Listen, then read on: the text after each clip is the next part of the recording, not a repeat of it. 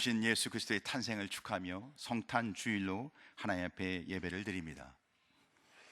오늘 성경은 바울이 고린도 교회에 눈물로 쓴 편지였습니다. 고린도 교회는 교회를 근심케 하고 교회를 혼란케 한 사람들이 정죄를 받았습니다.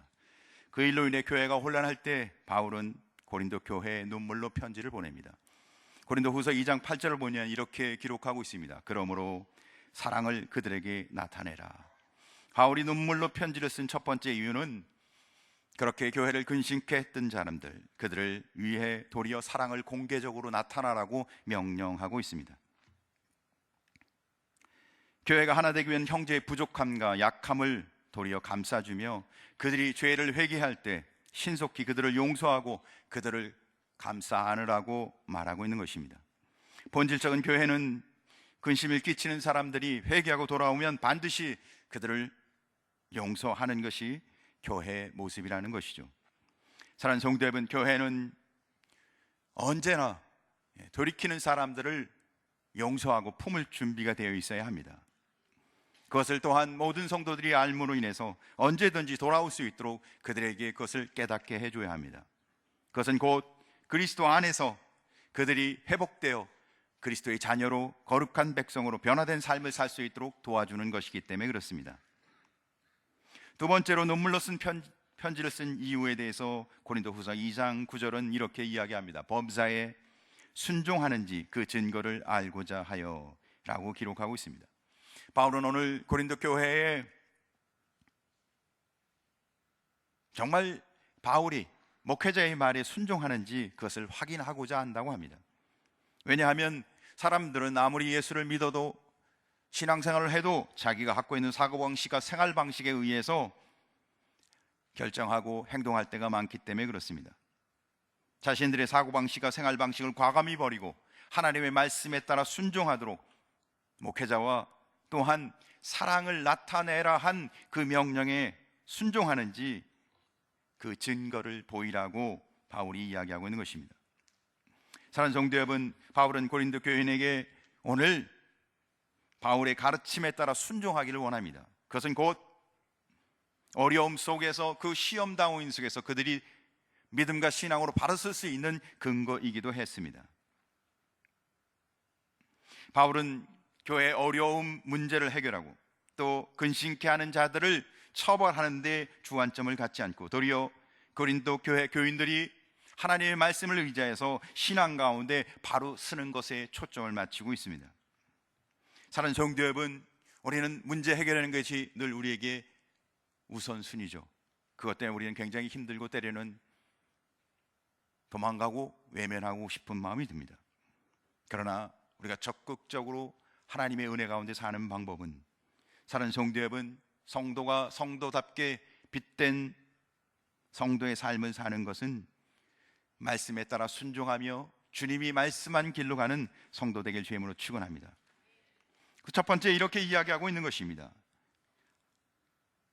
바울의 말에 순종하여 회개하고 돌아오는 사람들을 사랑으로 용서하여 교회를 하나 되게 하라는 것입니다. 교회는 그렇게 사랑으로 승부 거는 곳입니다. 교회는 그렇게 하나님의 말씀으로 따라가는 것입니다. 사랑하는 성도 여러분, 이것은 예수님의 가르침이기도 합니다. 누가복음 17장 3절 너희는 스스로 조심하라. 만일 내 형제가 죄를 범하거든 경고하고 회개하거든 용서하라. 예수님의 가르침은 죄를 범하거든 경고하지만 회개하면 용서하라고 말씀하고 있습니다. 책망할 때도 있지만 용서하기를 주저하지 말라는 거죠. 우리는 책망하고 용서하는 적절할 때를 알아는 지혜로운, 자비로운 온 성도와 교회가 되길 간절히 소원합니다. 오늘 성경 가르침을 통해서 우리는 빛된 자녀의 삶과 교회가 하나님 뜻대로 어떻게 세워져야 하는가 함께 나누며 우리 근곡교회가, 우리 근곡교회 온 성도들이 하나님의 말씀으로 빛을 발하는 성도의 삶을 살아가길 주님의 이름으로 간절히 소원합니다. 첫째, 그리스도 앞에서 용서하라. 오늘 성경 10절을 보면 용서하다라는 단어가 기록되어 있습니다. 이 단어는 헬러 카리스, 은혜라는 말로부터 파생되었다고 합니다. 바울은 용서라는 말을 복음에 근거해서 말하고 있는 것입니다. 복음은 뭔가요?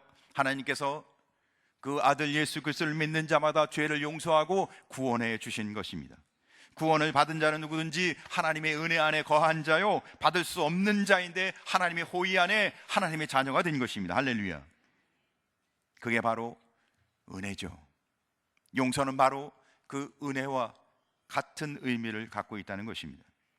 따라서 고린도 교인들에게 바울은 이야기하는 것입니다. 너희 중에 교회를 근심케 하고 혼란케 하는 자들이 혹 회개하고 돌이키면 그들을 용서하라는 거죠. 너희가 그리스도께서 용서하신 것을 기초하여. 사랑하는 성도분, 성도는 예수 그리스도 안에서 용서받은 자인 것입니다. 이 믿음에 기초하여, 이 복음에 기초하여 그 삶을 살아가는 성도 되길 간절히 소원합니다. 그래서 에베소서 4장 32절은 이렇게 말합니다. 서로 친절하게 하며 불쌍히 여기며 서로 용서하기를 하나님이 그리스도 안에서 너희를 용서하심과 같이 하라. 사랑하는 성도 여러분, 우리가 서로 용서하기를 하나님이 그리스도 안에서 너희를 용서하심과 같이 하라고 성경은 명령합니다. 이는 성도 간에 서로 용서하라는 거죠. 성도 간에 마땅히 해야 할 일이라는 것입니다. 내가 성도이고 하나님을 믿는 자녀라면 마땅히 해야 할 성도의 의무라는 것입니다. 그래서 주님은 우리에게 이렇게 말씀하세요. 형제가 잘못하거든 7번에 70번이라도 용서하라. 마태복음 18장 22절에 말합니다. 예수께서 이르시되 내게 이르노니 7번뿐 아니라 7번을 70번까지라도 할지니라. 사랑하는 성도 여러분, 회개한 자에 대해서는 무조건 하라는 뜻이죠. 그런데 과연 용서가 잘 되는가요? 나를 공격하고 나의 약점을 들추고 내게 피해를 입힌 사람, 나를 속이고 나를 겁박하는 사람, 용서를 베풀 수 있던가요? 쉽지가 않죠. 정말 어렵습니다.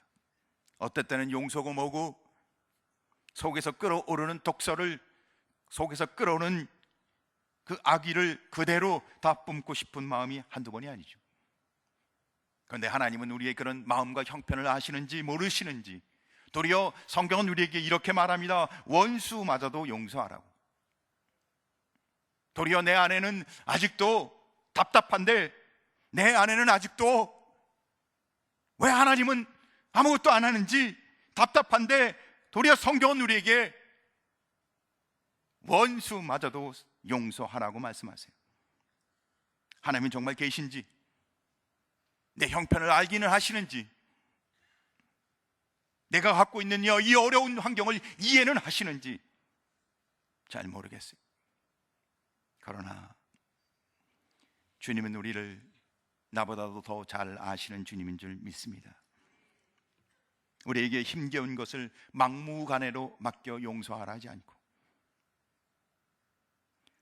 우리가 정말 빛된 거룩한 성도로 승리하는 길은 주님이 말씀한 대로 사는 것이기에, 인간의 생각보다도 항상 옳고 선하고 의로운 하나님이, 나보다 너를 더 잘 아시는 하나님이 오늘 우리에게 말씀하십니다.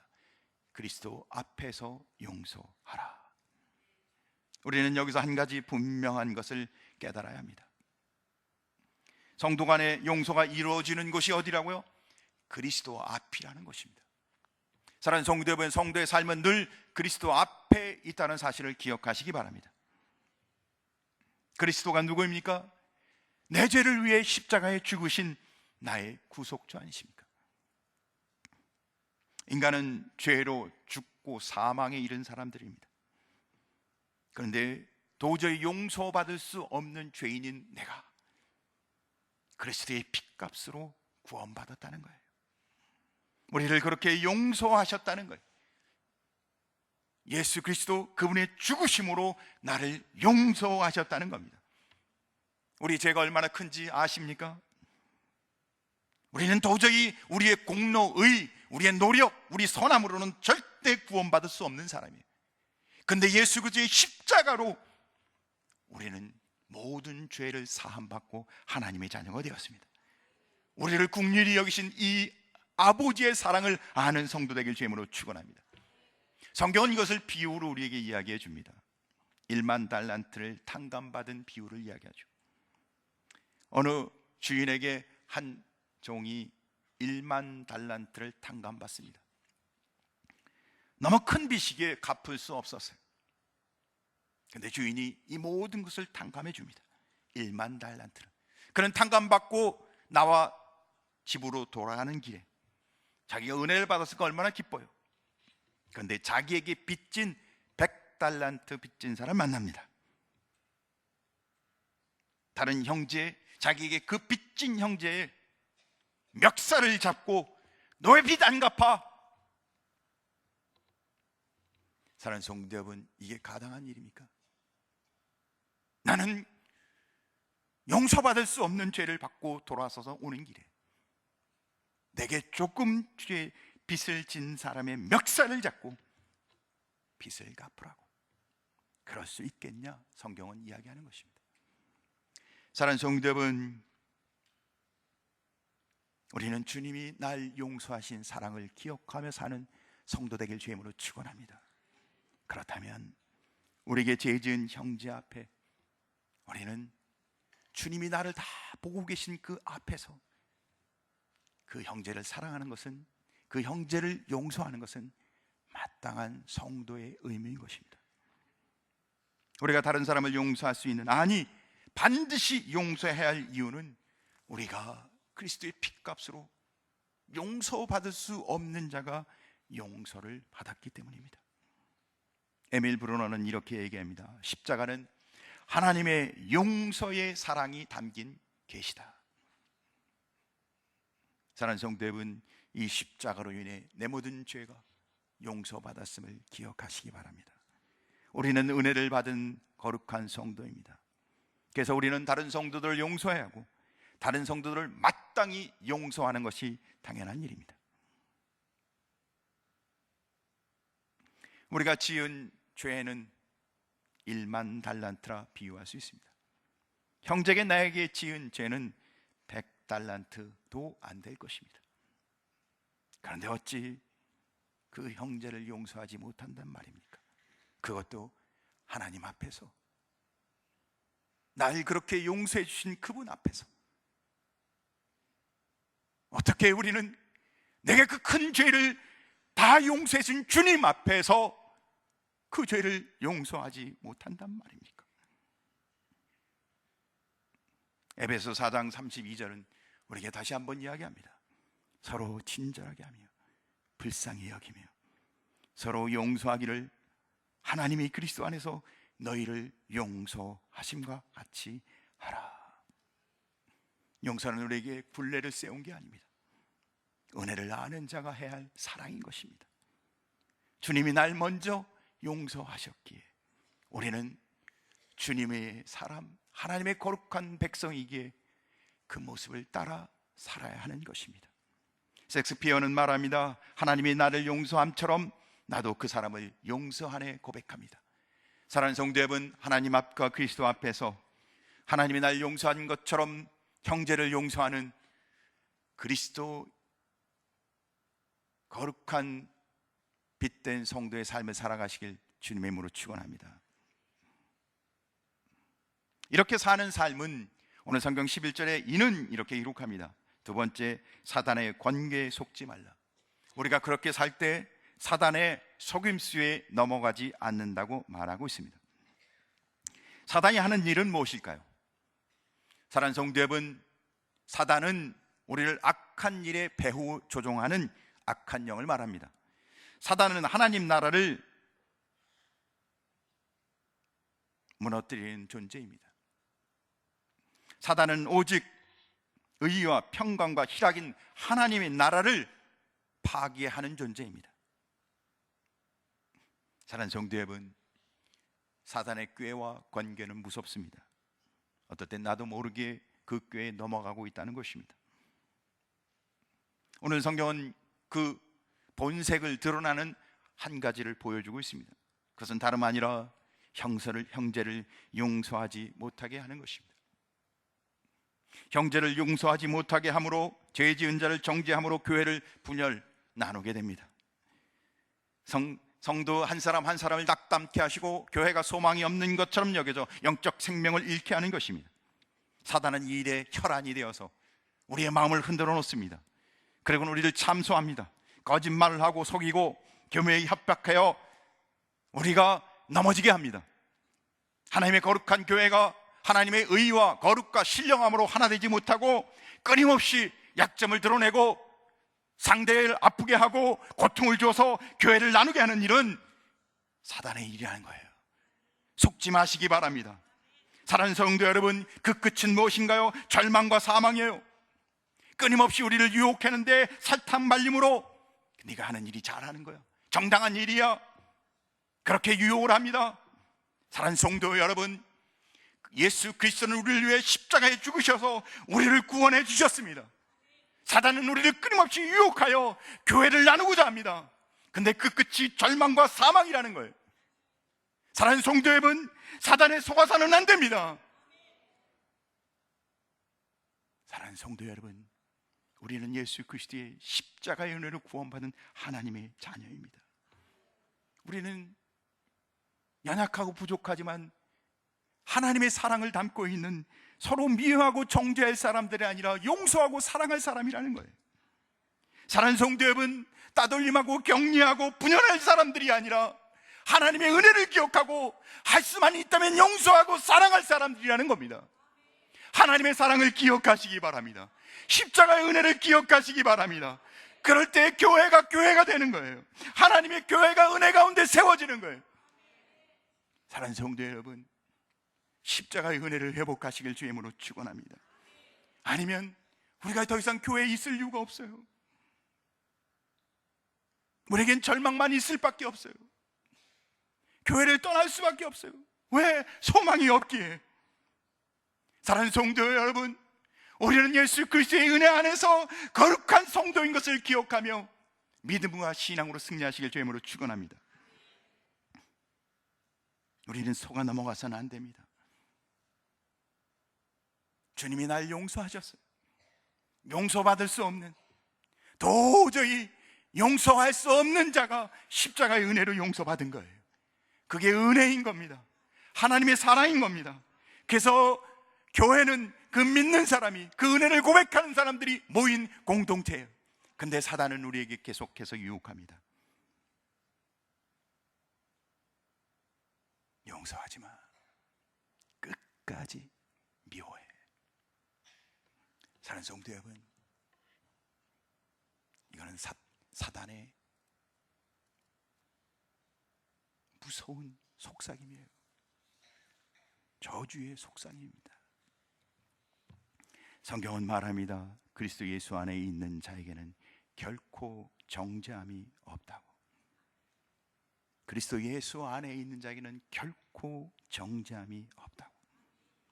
그럼에도 불구하고 사망의 법에서 해방시킨 주님의 사역을 무력화시키고자 사단의 번개에 넘어가는 안타까운 일들이 일어나고 있습니다. 주님은 얼마나 가슴이 아프겠습니까? 주님은 얼마나 눈물을 흘리고 계시겠습니까? 우리는 사단의 권계에 속아 넘어가지 아니하고 하나님의 은혜 안에 회복되어지시고 사랑하고 용서하고 하나님의 은혜 안에 찬송하고 은혜 안에 거하는 성도 되길 주의 이름으로 축원합니다. 사단은 우리를 넘어뜨려 사망의 올무를 세우려고 합니다. 죽음의 길로 가게 합니다.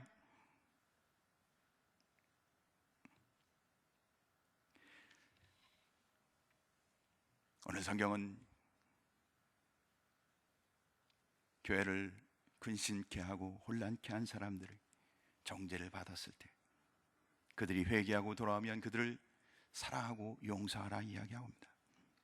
특별히 사단에 속지 않고 거룩과 의와 신령한 마음으로 잘 쓰도록 권면하고 있습니다. 그러나 거기에서 끝나지 않고 12절을 보면 주 안에서 복음의 문이 열렸다고 이야기하고 있습니다. 사랑하는 성도 여러분, 고린도 후서 2장 12절을 보면 이렇게 기록하고 있습니다. 내가 그리스도의 복음을 위하여 드로아의 이름에 주 안에서 문이 내게 열렸으되. 하나님이 교회를 예수 그리스도의 피값으로 구원한 이 믿음 공동체를 세우신 이유는 문제가 없게 하는 데만 초점이 있는 것은 아닙니다. 당연히 교회가 문제를 해결하고 평화로워야 합니다.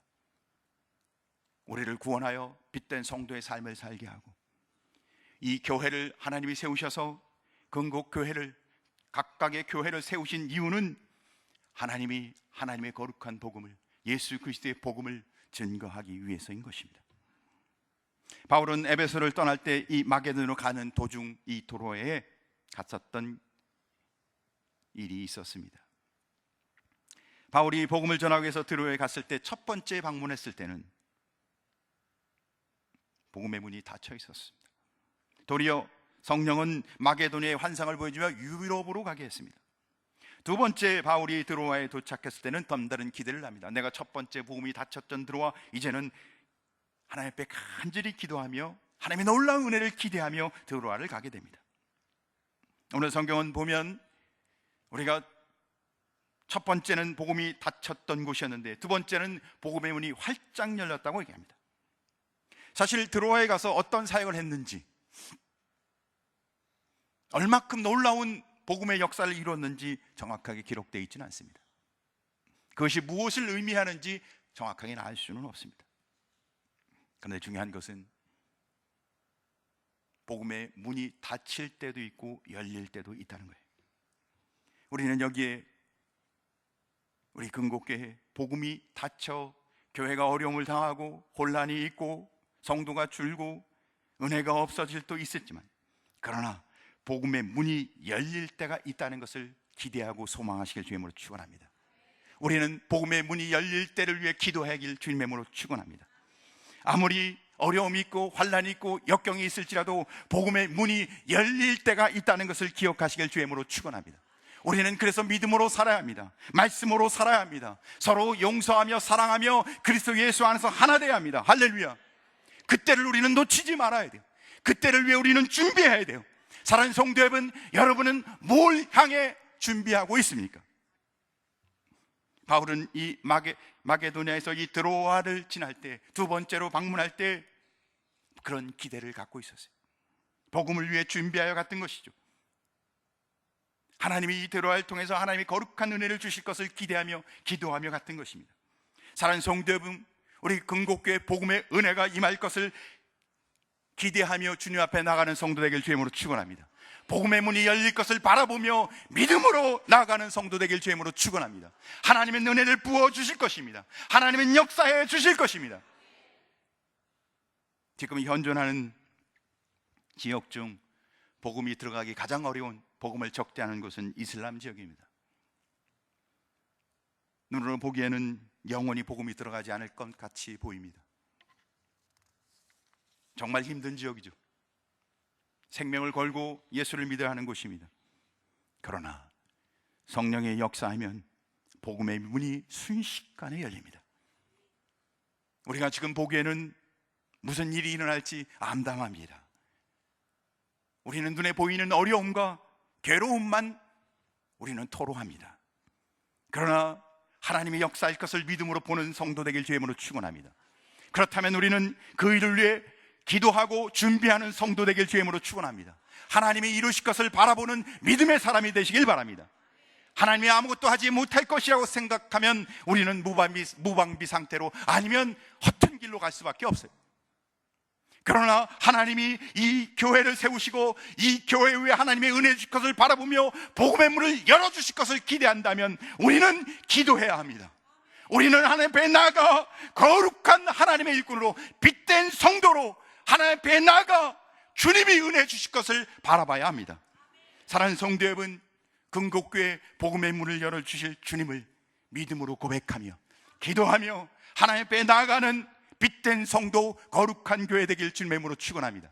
기도하겠습니다. 사랑하는 아버지,